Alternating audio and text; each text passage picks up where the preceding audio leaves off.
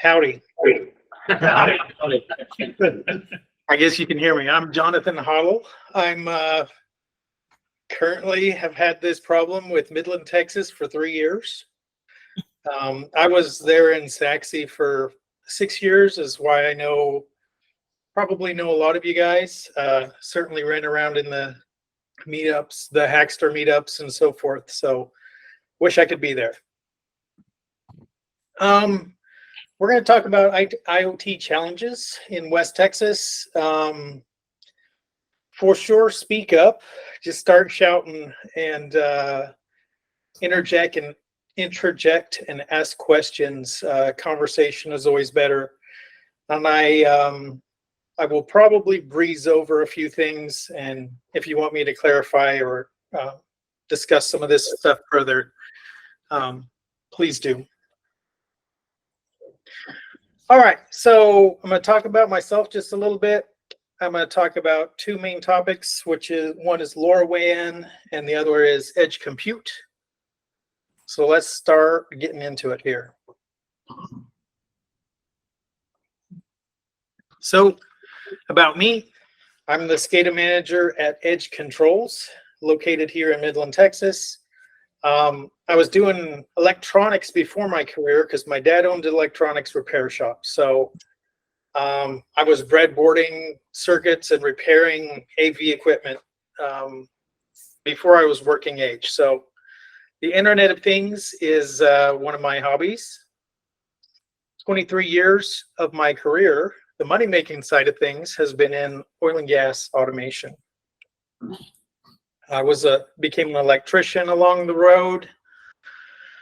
The last 16 years or so has not been automating things out in the field, but building SCADA host systems, which I'll talk a little bit more about. I mentioned I was involved in the maker community there.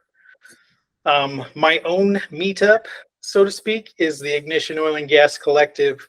Our next meeting is in Houston in June, where a lot of people like me are going to get together and complain about the software and our challenges that we face every day. So instead of just dragging the camera around, I figured a couple pictures would be better. This is to my right here. This is my carefully organized bins of Arduinos and Raspberry Pis. They're carefully organized where they can stay in there forever and I don't have to see them or use them. Of course, I have some 3D printers and other stuff.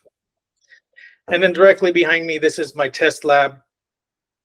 So there's probably 8 edge computers, Windows and Linux based. I do both. Of course, we have PLCs, programmable logic controllers. I think I've got 2 Arduino-based PLCs back there, and some other stuff. Oh, and then in that picture, you can see my touchscreen edge computer. We call them HMIs, but you could think kiosk, a rugged kiosk for a truck driver to come and mash on and vandalize in the middle of the night that you don't want to ever fail you. So when I was in Dallas, I built some SCADA host systems. Here's one for a control room that I was working out there. So let me briefly explain what I do every single day. I build SCADA host systems. So here's a cool picture. My SCADA host systems are not this cool, but you can get the idea. We're communicating to a lot of remote distributed sites, sometimes hundreds or thousands of sites. And we are collecting all that data and trying to not only show it to operators and control room folks, but there's a whole slew of different customers who want to see what's going on and or control what's going on.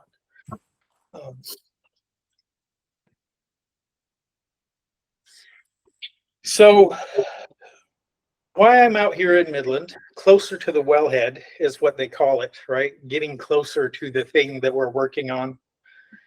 is, man, there are some serious opportunities and some serious needs out here for better automation.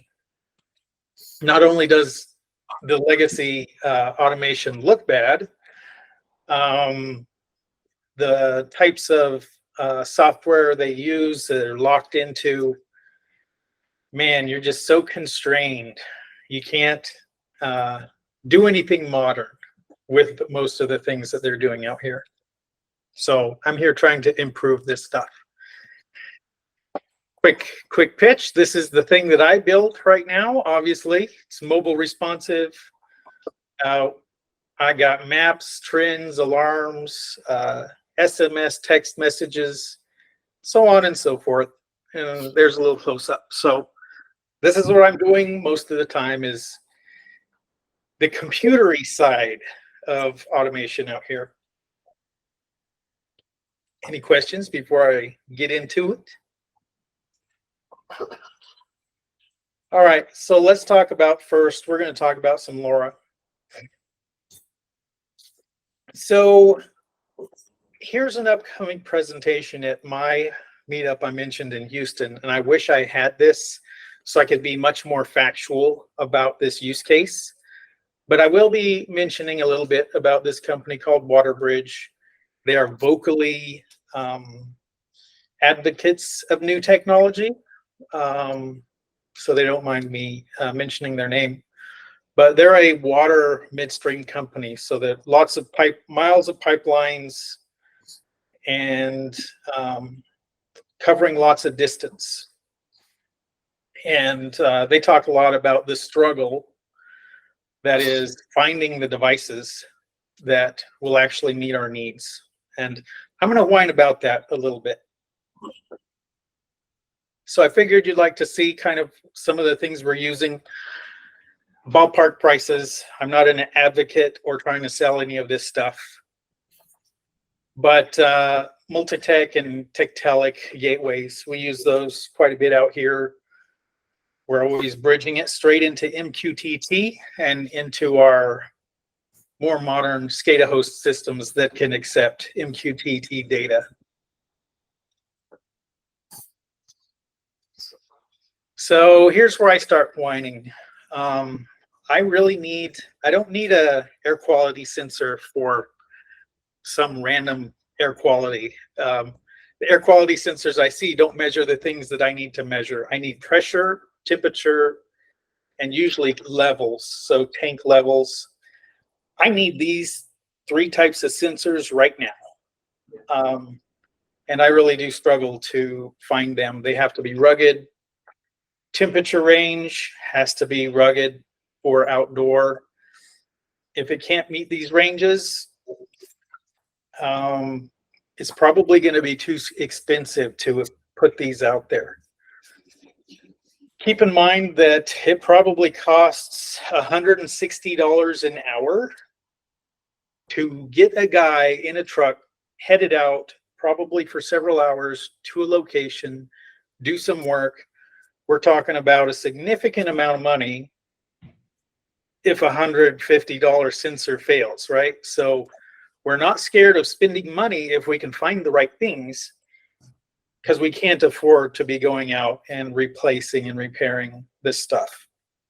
It'd be nice if it was UL listed. If it's a hazardous location, there's flammable gases, then maybe it needs to be class 1 Div 2 rating. So that's a whole another level of expense for the sensor to be rated and tested for our needs. Here's my biggest problem. I can't find sensors. And sometimes usually when you see something, you can't order it, right? There's no easy to find online distributor that I've found. And totally, you guys can help me out. Maybe later, you can give me some good tips if you know some good places to get these things. So just real quick, you talked about your budget. That $1,000, is that your top line? I mean, you go to $10,000, you can get into some really fancy stuff, but there has to be a budget limit. So I think the budget, we can get industrial sensors with proprietary radio networks, proprietary gateways to cover like pad level stuff. And those are routinely somewhere between $500 to $1,000. So if it was more than that, I would hope that we could get some really good range on them. But no, I've never didn't know that you could get some LoRaWAN devices that were more expensive than $1,000. No, not LoRaWAN, but the raw sensor, like a fiber optic temperature sensor or a pressure sensor and so forth. So we're in that world now where we have a lot of our real quote unquote automation, where we need this data very at higher resolution on site, and maybe there's the process control needs to have that data more reliably. So we're already using some very expensive sensors, especially if they're wireless. Here's a really cool one. Go ahead. No, go ahead. You're right. So here's an example of a nice industrial sensor, Yokogawa. They've been around for quite a while. They have these cool vibration sensors where they're magnetic. You can actually just go out to your piece of equipment, slap it on there, and walk away. It's really cool. I don't think those are $1,000. I think they're less. The pressure transmitter was probably close to $1,000. I think this temperature sensor is magnetic as well. So you go slap that on something.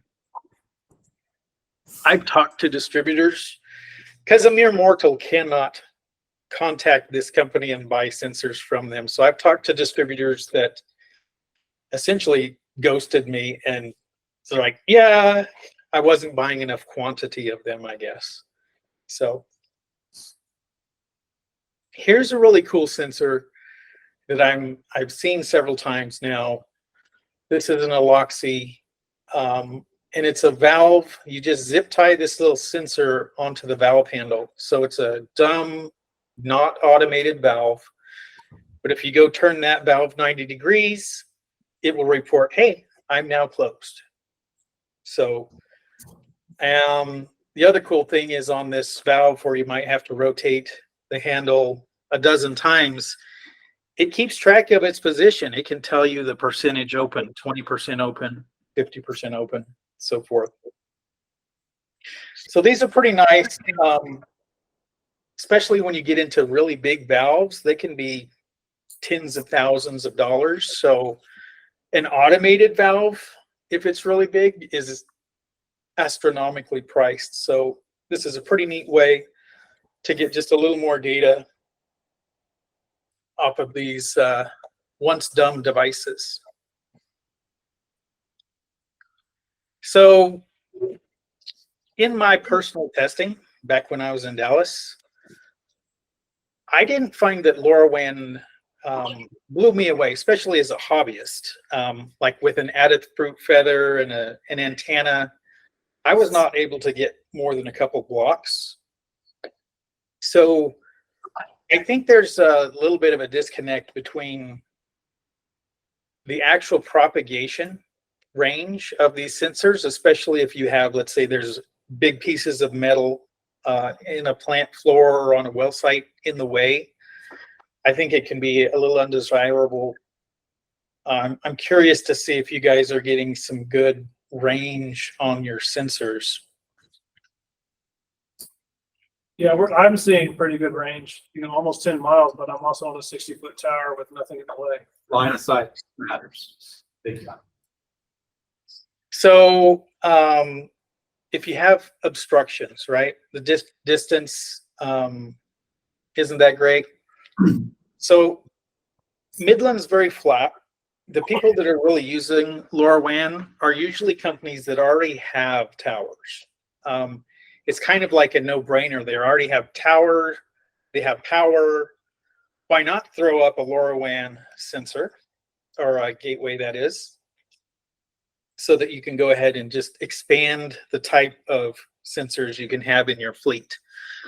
So that company I mentioned earlier, Waterbridge, they have dozens of towers that they put LoRaWAN on, and they're able to bring in, I think it's something like 150 sensors now on their pipeline that were just too costly or problematic. And I think the sensors they have are probably around $500. So they can just go tie them in and off they go. But for me personally and my company, when we go out and work on a location, if we were to put up a gateway, everything is so distributed, we probably wouldn't get more than one site on a gateway. So it's just not something we are rapidly installing right now. But I didn't. Alternative. Go ahead. What are you using for your alternatives? So our alternatives are mostly wired sensors. And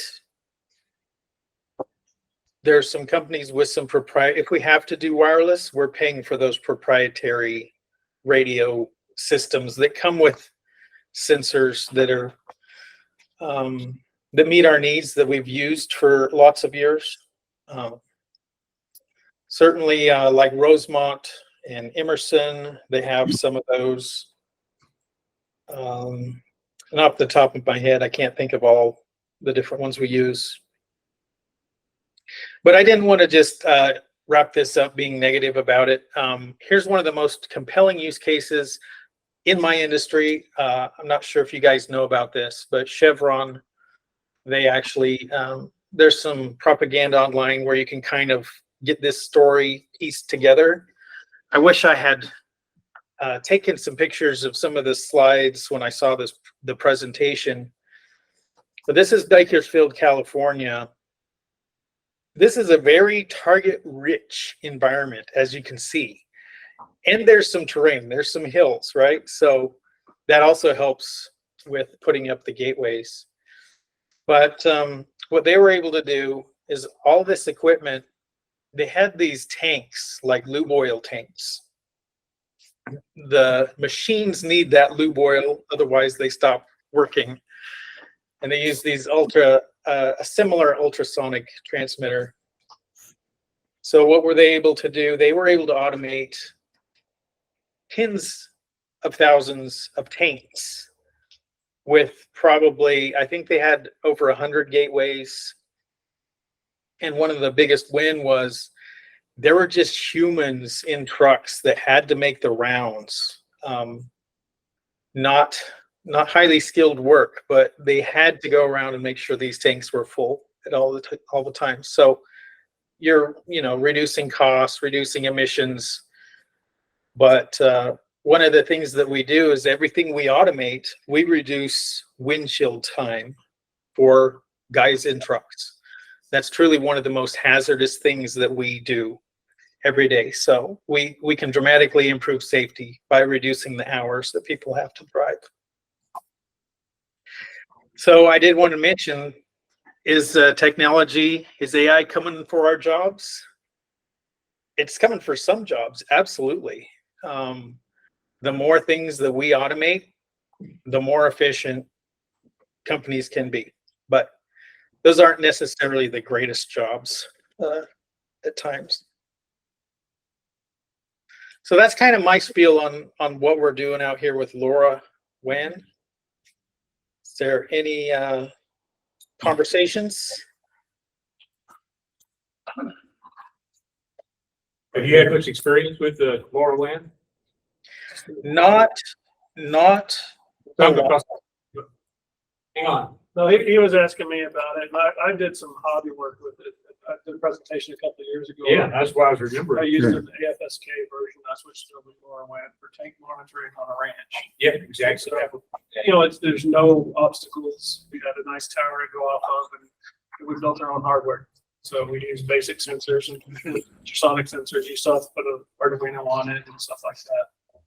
There's another question back there. Yeah, there was in the past, there's been areas where all these trying to put towers in for Permian Basin.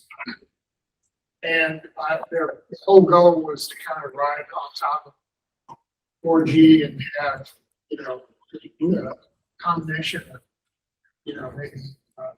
maybe IIoT and all that. Has Midland been, have you guys kind of given into just putting up towers for LoRaN instead of trying to use security backbone for remote wireless network? Yeah, Jonathan, I think that's a good question. We had, I was going to add to it because T-Mobile came and talked to this group a couple of years ago as well. And, I asked him, if I want to put a tower up, how much do I have to spend with you?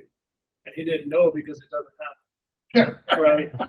It's not, Because it's way too much. Well, no, exactly. So, the idea of NB-IoT, especially in those remote areas, but LoRaWAN's one good technology. There's no question. But in the last couple of years, you have CBRS and private 5G that I can go online and a couple clicks, I can order a system from Amazon, put up my own tower, get a certified installer, any number of things. I'm curious what you're seeing in the field out there in the Permian Basin, Jonathan. Are you seeing private networks and cellular? Are you seeing the big three cellulars, or are you seeing smaller companies trying to compete? You have a lady right over here in Irving that has a jack-up tower. If she could drive a trailer and she can pull up the tower, and she does it in West Texas all the time.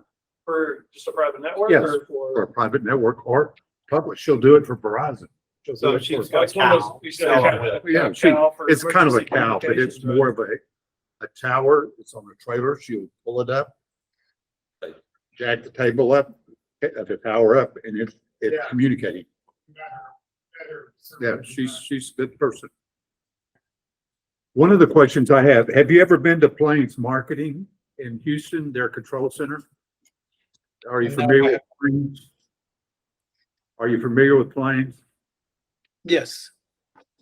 Plains Marketing in Houston at their network control center, if you go in there, if you can get an invitation in, I've been in there, and you can turn valves on and off on their pipeline remotely from that network control center.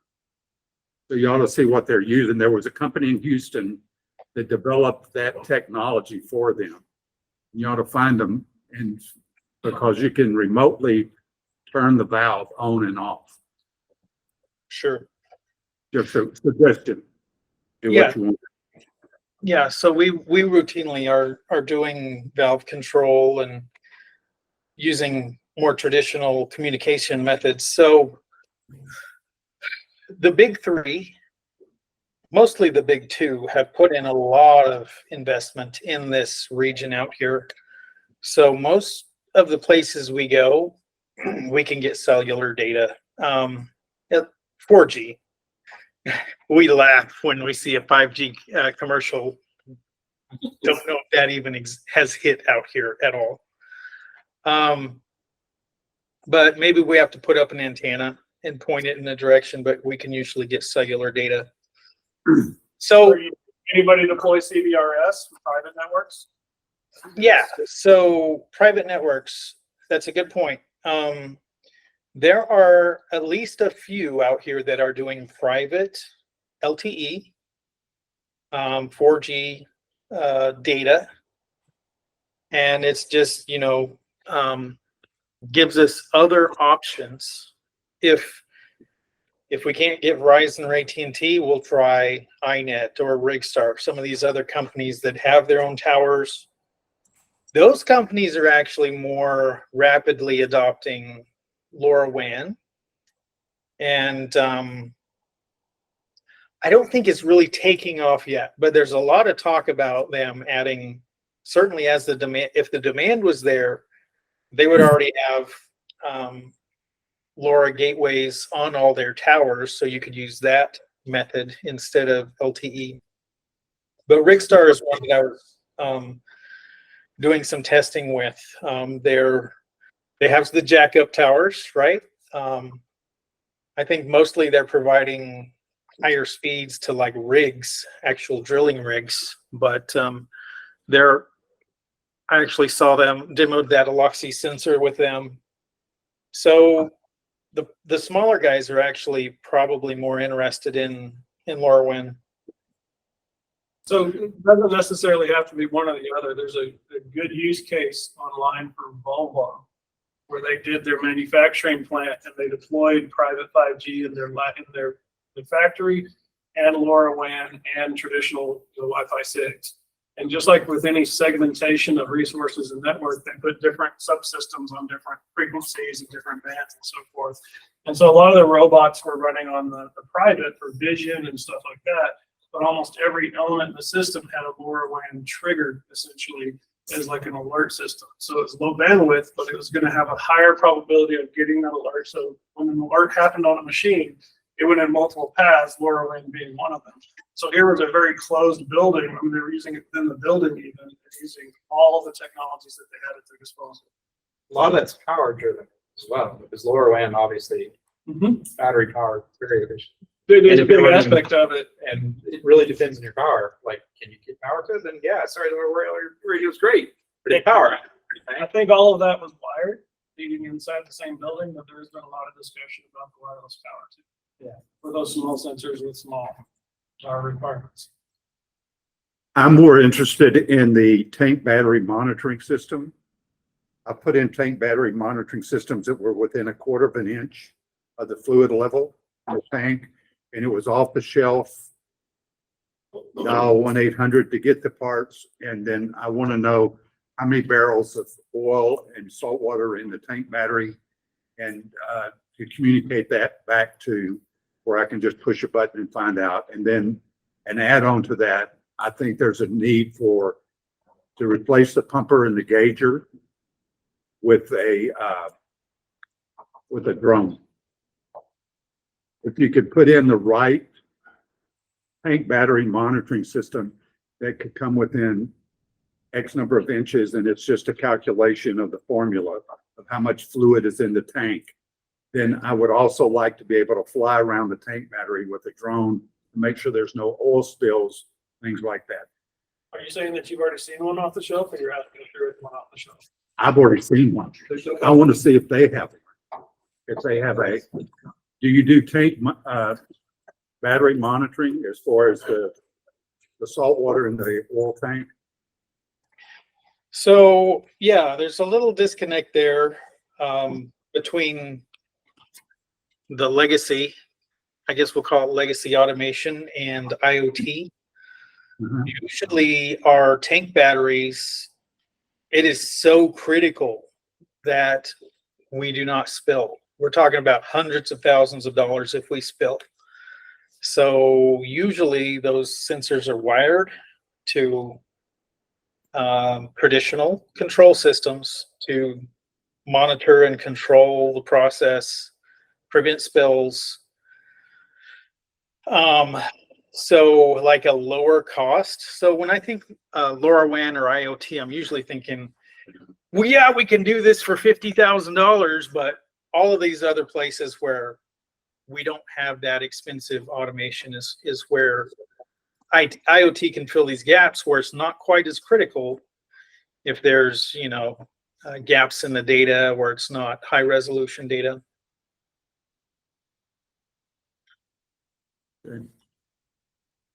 So you talked about spill monitoring and you talked about drones flying around. So if you obviously, when you talk about a non-military drone, you're talking about a handful of minutes flight time before battery recharges.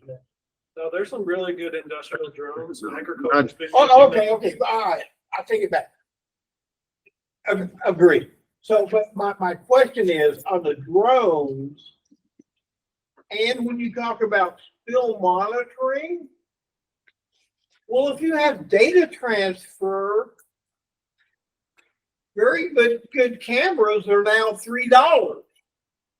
So what's wrong with putting 40 of them, on a pad? Well, so talking about the agriculture drones, there's some really good ones that use high dollar cameras and multiple spectrums. So they're infrared, they fly at a certain altitude, they look at weed growth and stuff like that. There's no way you could instrument your entire field. No, Right? You gotta be able to I'm something out talking there to about, look at it. That's he's what they're talking about trying to do. individual industrial locations. Right? It's a wellhead, it's a gathering system. They're small, like, you know, a few thousand square feet. Sure. But there's a lot of them. But if you want to monitor, if you can transmit the data, We had another group talk to us a couple months ago, probably, that was talking about compressed gas, and they were putting cameras at all the sites. And so if you have enough bandwidth, then sure, you can put cameras, but you're not going to get a video over LoRaWAN. well, So if no, you no, can't you justify don't need the to, network out there. you don't need to transmit the video. You need to transmit alerts if the video changes in a predefined way. If it is an industrial site that's stable, That's you fair. don't need to transmit the video. You just need to transmit the alerts if it changes, and then maybe you want to look at a I hear moment you, of but I video. live in a world of false positives. And it's like, it can get there eventually, and it's probably worth doing to start with and play with. But No, I well, guarantee you the I first 6 wasn't months asking a is going to question be a lot if of you could do windshield this. I was asking the I presenter, understand. is that currently being done that way? Yeah, so our thoughts, it's an excellent idea. And yes, our minds are on the same track that is an excellent solution. There definitely, I've definitely been looking for the right cameras to do that for a lot of years. There's a disconnect here between the cost for a good quality, reliable camera. And there are some companies that have these offerings. They'll come out, they put the camera up on the pole, it's aiming down, it can either view gas, it can actually view the gases being released, or it can view, detect spills on the ground. We need very reliable object detection. And the object detection that you have in like a Ring doorbell camera or some of the consumer cameras is really getting good, right? I've got one here at home that it usually can tell the difference between a person versus just motion capture. So we can't put in things that are going to create false positives. It has to be actionable and reliable. But also, here's the problem, is if you take any of these consumer grade cameras and you put it out in the sunshine where it's 150 degrees, they usually all flake out, right? Usually they're like under the eave of a house or so forth. So the cameras that we use right now, if we want that solution you just described, are $1,000, $5,000, and usually you're buying proprietary software where they actually have a computer on site there crunching the data. So we absolutely would be deploying that very rapidly if we had a great cost-effective solution. Also, the bandwidth is so remote that we can't stream this video. We can't afford to stream the video from these sites. So my question is, not streaming video, but you said you would deploy that if you had, is it the cameras that is preventing deployment? I think that's really it, right? If we had excellent cameras that had that built into them, that were similar in quality to what consumers can get, but more rugged for our situation, absolutely. Like we would be, and just like you say, we want the alert, right? Tell us that a human or a car went by, and then we get like, we can view the video or get a picture of it. Absolutely. Huge market. So wait, you said camera's good enough and blah, blah, blah. if you built the correct housing for the camera, what's the drawback, let us say, to an ESP32 cam that costs $8 plus whatever housing you put it in? You have to account for the rabbits and the birds. Well, no, I'm asking him. No, yes, so you could put it in like an explosion, a rugged enclosure to protect it. I don't think you could dissipate the heat. Maybe you could build if you could build something that would compensate for the heat, then yes, it might be able to work. Thank you. Resolution's still not there.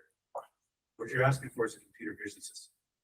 The computer vision systems in industrial applications, resolution is far higher than a camera you're gonna get for $8 in orders of magnitude. And as he was saying, the compute is necessary to make that vision system Well, work. wait. What? The resolution in your cell phone camera wouldn't be satisfactory? They're like 60,000 pixels. They're $3,000 to $5,000 for the camera itself. Then you have to get a ruggedized camera to be able to put up with the environment outside. So they make them, and you can get, they're deployed in both military applications and local applications. They're $11,000 to $15,000. Yeah. Then you have to add the compute on top of that for the vision. The vision system. It's not a matter of possibility. It's a matter of the technology isn't there at that level yet, at that price. So On fire detection systems via camera now, because of some different rules. So I have seen a few products starting to go to market, but not quite there yet. That's very, very narrow use cases where it's basically using infrared cameras and looking at very, very narrow sets of conditions, and it's still not quite there.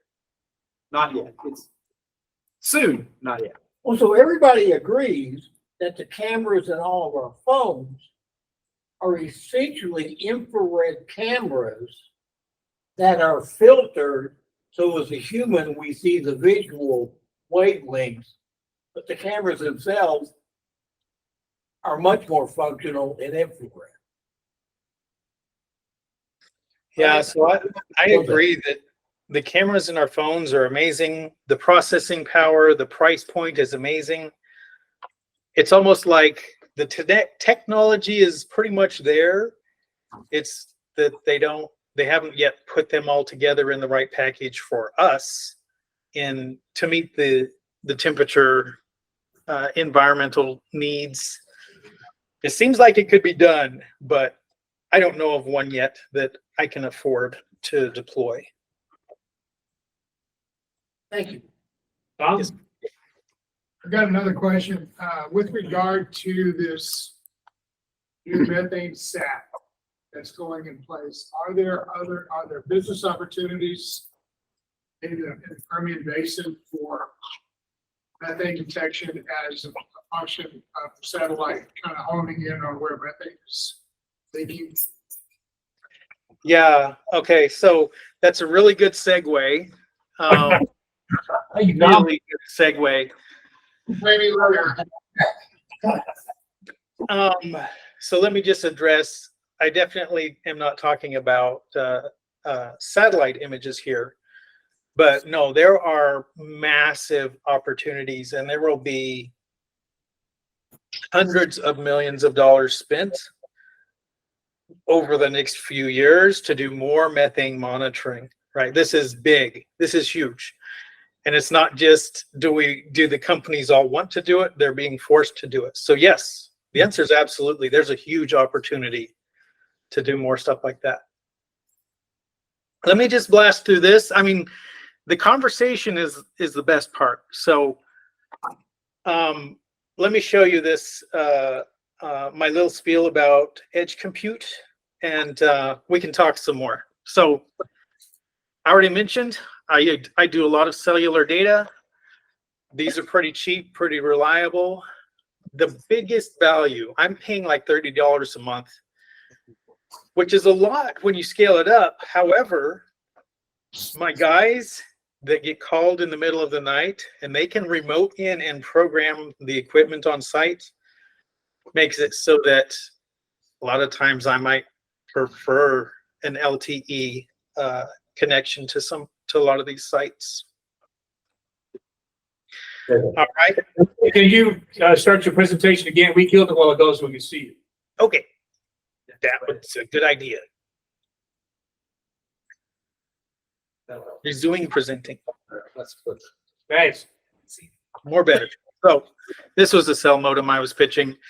I certainly have a whole box full of them if you want me to mention other brands. How? So hybrid PLCs. This is kind of a new thing that's we're seeing more often. This is just one vendor. Opto22 has a hybrid PLC where, you know, half of the CPU is used for the traditional PLC. You can see you've got your modular I/O. The other half of the CPUs are used for a Linux sandbox. This particular one, you can just push a button in the firmware and Node-RED will start running because it comes pre-installed. And Ignition is the product I use day in and day out. I'll tell you about that some other time if you asked me to. Here's edge gateways. Certainly prices range from $300 or $400 up to a lot more. This one right here is a remote I/O module. It also has Node-RED. They're YouTube videos. They have nodes for Node-RED. This is one of my favorite devices that I can build a solution in a hurry. It's got some GPIO built into it. So it's almost like a Raspberry Pi. You got your GPIO, you got your analog inputs, outputs, you got some relay outputs, and Node-RED. It's not completely programmable. So it has like Yocto Linux on it. So good luck if you want to just install some random application on there. But still one of my favorites. Here's actually an industrial Raspberry Pi. They make a bunch of them out there, but this is one I was actually able to get a hold of. Pretty cool. It was a little frustrating because I wanted to install the OS on the CM card, the CM4, and that's always a struggle. So we end up just putting it on the flash drive and hope that the flash drive is not going to fail in the heat.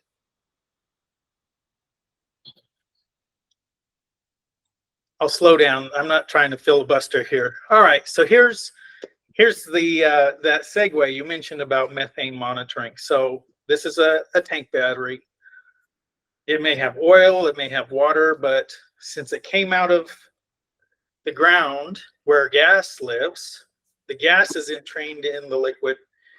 And whenever it hits the tank, that gas will start coming off of the liquid and vent to the atmosphere. We don't like that. Greenhouse gases are under scrutiny right now. So a lot of times they'll have these things. This is called a vapor recovery unit. It's essentially a compressor. And when the pressure in this tank gets up to about 8 ounces, it will kick on and it'll pull the gases off the tank. So this is one example where we're out here. This is just starting to kind of ramp up for us. The scenario is something happens, the EPA flies over in an aircraft, and they call up the operator and say, you're out of compliance. We detected emissions. You have to prove this equipment works. Sometimes they don't even have the equipment. So they install the equipment. They have to prove that it's working and doing its job. How we prove it is we have to send them minute data.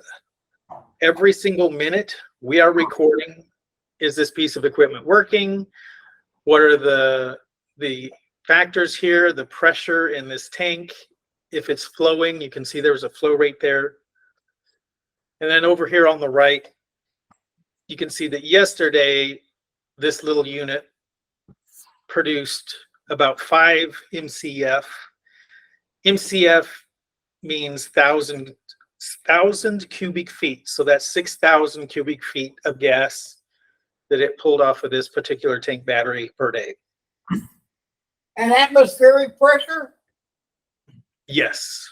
Thank you. Within the tank. Typically, unless we're doing actual custody transfer of the product from one entity to another, we're measuring all this stuff at atmospheric pressure.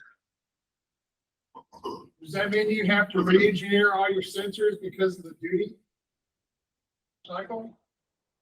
Say that one more time. In other words, because demand, the rate of sensing is so much greater, don't you have to re-engineer all your overall sensors? Actually, no. So the site was already automated.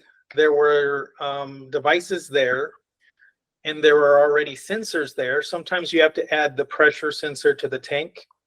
That's one that we're adding a lot nowadays. But that device on site has access to it. It's just that traditionally we only communicate to these sites every 30 minutes. Exactly. So we have to collect high resolution data. We have to store it and forward it, because if there are gaps in your data, when the cell modem goes down, you get in serious trouble. So that's one of the most profound solutions we're building here. We throw in an edge computer, some mode of communication, and typically in our industry, we are adopting MQTT spark plug. I don't know if you guys use it, spark plug much. If you don't know, spark plug is really, it does a few things, but one of the main things is a specification of the data structure. So in this case, you can see there's a metric, what its value was, and the timestamp. So now that changes MQTT to being able to send us data on change or rapidly to communications can go down for a week. When it comes back up, we can get all that history and backfill our systems with MQTT spark plug. I guess it's spark plug B if you care. So I certainly build some applications with Node-RED. I love Node-RED. I use it all the time. In this case, I paid about $150 for a piece of software because I was shipping this up to northern New Mexico, and I live in Midland, and it needed to run without me driving up there. Also, we run a lot of different proprietary protocols, so this one could speak to the equipment in its native language. It wasn't Modbus. This product does do Modbus, but it was a Emerson Rock, and it uses Rock Plus. Essentially, it's Modbus that they twisted and made their own. So you don't really want to roll your own protocol if you want something reliable. This thing can also ship data straight up to Azure or different places. Comes back into my system. Obviously, I can chart it. You can see a spark line of this pump kicking on and off, keeping it below 14 ounces, because that's when gas starts coming out of the tank into the atmosphere. Hey, Jonathan, what does the recovery unit do with the gas that it covers? Just out of curiosity. Yeah, so typically there's already a gas pipeline, and you're probably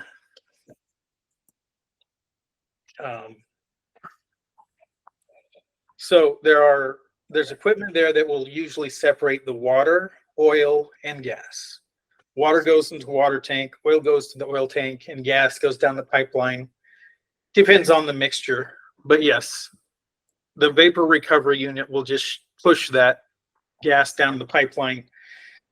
And the pipeline is probably hundreds of pounds of pressure, so obviously you have to overcome that pressure and push it in there.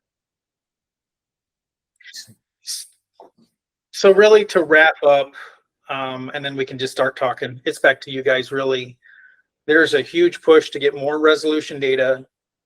Store and forward, as cheap as it sounds, we are seriously pushing to do high resolution data and store and forward with Sparkplug. Because there's been so many holes in our data. The engineers are looking at the trends, like, but also there's been times when things are happening we just didn't know. So we can get the higher resolution data with MQTT, store and forward. That means we have to have an edge computer on site. So we're definitely seeing a ramp up in this trend. Okay, let's talk about whatever you want.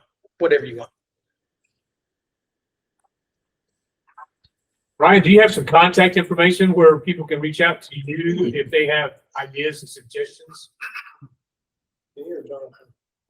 I said Ryan did. I mean, Jonathan, thinking of you. I thought you were talking. On a talk. Oh yeah. Well, give me a second. I'll put my email address up here. I'll happy for you guys to. Are you also on LinkedIn? Absolutely. And that's Jonathan. How do you spell your last name? Hottell, Hottell.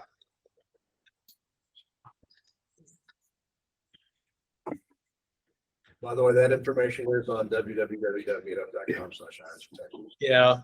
Evening's event, LinkedIn address. So you can just look me up on LinkedIn, Johnathan Hottell. I'll put my personal email up here. Oh, I should present that, I guess. Otherwise, that doesn't really work. Do you see yourself coming back to Dallas someday? I do. We miss it for sure. We loved Dallas more than most of the places. There's mostly dirt out here. Dirt, Calvin. Yeah. But be excited to talk to you guys about anything that has to do with anything really. But Alluded earlier that you've got a lot of existing control systems in place. You're kind of putting in sensors parallel. Are you seeing more? You just talked about an element where you're able to talk to the Emerson and Modbus and so forth. Are you seeing more integration with legacy systems and then pulling it out of the traditional control loop and adding parallel sensors loop at least? yeah, that's the unfortunate reality is there's so much brownfield. We call it brownfield, where we can hardly find a customer that's trying to build a new facility. They all have a lot of 5, 10, 15, even I toured a site with 35-year-old automation on it. And it's like, why are we even trying to? They needed help. No, there are some companies that are upgrading. So there's another company doing this store and forward MQTT. We put in much more expensive edge computers than I showed in my slideshow. And we actually, it took us days on each site to reprogram the device, get the data in there. They were tired of having gaps in their data. And they had a lot of stuff in New Mexico, and New Mexico is definitely more interested in any escaping gases versus Texas. Still more the Wild West in Texas. It's a blue state. A quick question. I guess when you have clients sign up for new services, you're installing IoT devices for them, do they ever ask not to use your platform that you guys have built? They're maybe asking you to expose APIs to their systems they already have in place? Okay, so a lot of these companies do have SCADA. A lot of them actually have hosted SCADA, so they're on a different third-party company, and they're usually miserable. So I'm trying to get them on mine and make them miserable. But yeah, one of the solutions I mentioned, it was a company, they had their own SCADA host system.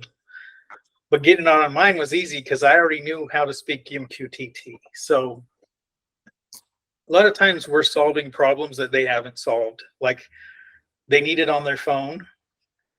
It's like, yeah, come here. I'll help you get this data you need right now on your phone for this customer. And so yes, we do end up augmenting other people's systems.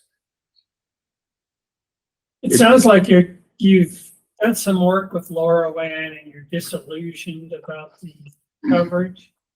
A little bit, yeah. Yeah, are you still headed that way to LoRaWAN, or is it pretty much a bust from that area? No, where I stand is I've wanted to use it for a long time. It still doesn't always make sense. LoRaWAN does not work in West Texas. I mean, they've tried and tried in Midland. The companies that have taken it in there, they've had a lot of problems with it. With LoRaWAN. Terrain? That's really interesting. Yes. There's another areas. It's Yeah, right. it's just, I know don't know get what the it height. is. I don't get the height to. I don't. Part of the problem, I think, and you correct me if I'm wrong, is you have sparse population. So you can't put up a bunch of towers to put cellular network over because your population is so sparse. If you go into the Permian Basin or the new basin, it's Pecos. It's further west, all the way up to New Mexico, which he's speaking of. You run into areas where you could go 35, 40 miles and not see a person. Yeah. Yeah. So how do you justify putting up Actually, a every cell tower? LoRaWAN base station has to have a backhaul of some form. And so Yeah. at some point, you're No, we can put up tons of it. The Sure, but- issue is if you get high enough. Then No, I'm with you, and it worked for me great, because I had two pieces of property that were, significant distance apart, but I had a backhaul at one. Yeah.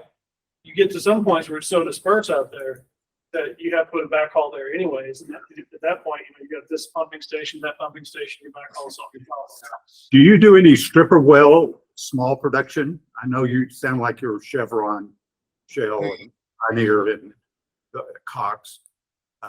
But do you do any small?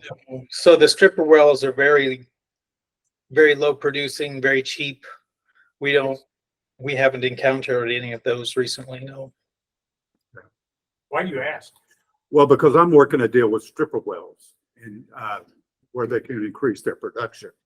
They're very cost sensitive people and they do need help, right? So if you have a very cost effective solution, it's very interesting to them.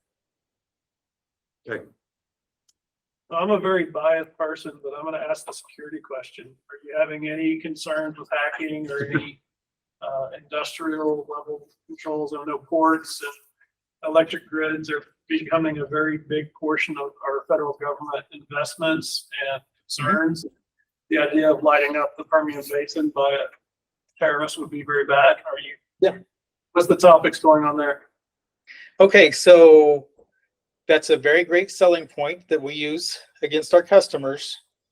What we do is when we're doing cellular, we're doing private IP SIMs and we're VPNing from there to our central location, which is already so far ahead of, there's a massive amount of people that have public IP addresses and these old legacy pieces of hardware. Honestly, where we're at, we're kind of excited. It's like running away from a bear. We are nowhere near the bottom, so we're pretty happy with the things that we're doing. Is it working with your customers or do they care enough yet? I think most of them know better.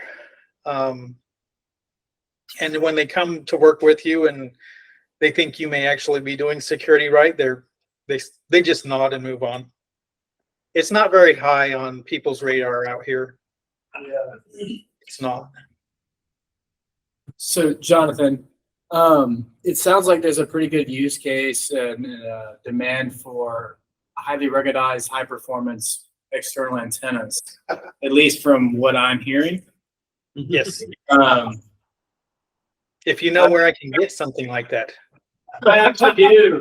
Actually, I know a couple people. I got a couple people. Somebody that knows something. I'm not too experienced yet, but I've seen results from end users and customers who test all these external antennas, for example, in oil fields as well. And we seem to do pretty good. And that I'm Corey with Parsec Technologies. I'll shoot you over an email after this. But You're with Parsec? yes, sir. Cool. I think I have one. Dude, Dig in my box and pull out one of my Parsecs.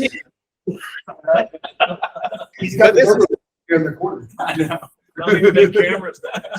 So you don't use encryption or you don't use any on your transmission? Do you encrypt? Okay, so not. I don't. Well, your VPN. I'm on a VPN. Here's the problem, guys. How do I solve this problem? We know we should be encrypting everything. No one does it because when my certificates expire out there in the field on my private network that doesn't have internet access, how are those certificates going to renew? So no one. Okay, I take that back. The bigger companies those that are bringing in millions, hundreds of millions of dollars of revenue per year, they may have IT departments who are able to support doing such a thing. But it's probably like 5% maybe of everything out here or less is not encrypted. What VPN technology are you using? I use OpenVPN. You're getting some protection. It's my easy button. I am getting some protection, yeah. I'm not at the back of the pack. It's probably not encrypted at rest. It's probably encrypted in transit. Sure. So that's probably where it's the weakest. Because you're probably not encrypting at rest, right? It's in transit, you've probably got some encryption like a VPN, but at rest, it's not encrypted data. Is that probably Okay. true? So that is right. I'm a little confused, obviously. The VPN is going to encrypt it, but me personally, like the device on site and the little local network there, that is unencrypted. But it's unattended as well. So if you're going to go down that path, you've got to put in physical security protections and Right. alerting, presence, and so forth. I mean, I can take your computer home and take it apart. Sure. Yeah, I don't think we've ever had people plugging into networks on site to do malicious things when they could just walk over and twist a valve and do the malicious thing a lot easier. So But it's still not good to have an open port because truck drivers will plug into anything. that's right. They like to use my internet, so I definitely have to lock that down.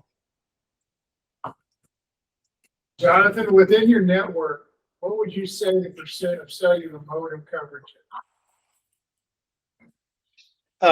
The percentage of cellular coverage in my region. Yeah, or using cellular modems, same thing. Okay, so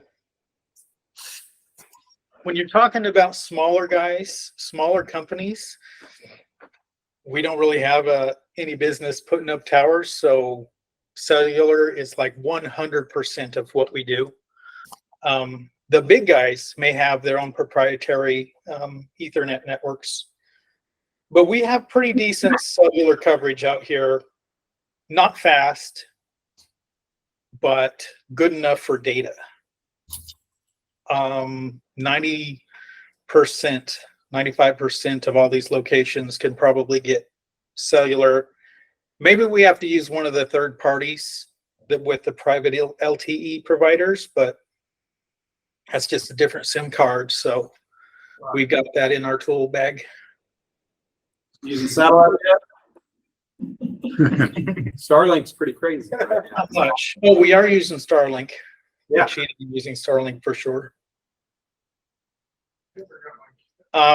If you have a site where you actually want to stream a video, if you can get Starlink for $150 a month, that's way cheaper than cellular data. We're talking $600 plus for if you're doing it over cell data. So I don't know if he has enough bandwidth to handle all the business we could give him.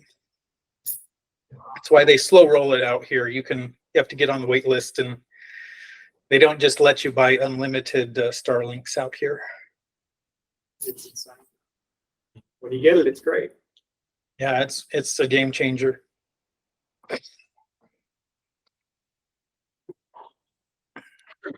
Any more questions? Well, this has been awesome. Thank you, Jonathan. Very good. Yeah, thanks, guys. Happy to chat. If reach out to me if you want to talk or you want to sell me something. I'm excited. You're my people, so go ahead and do it.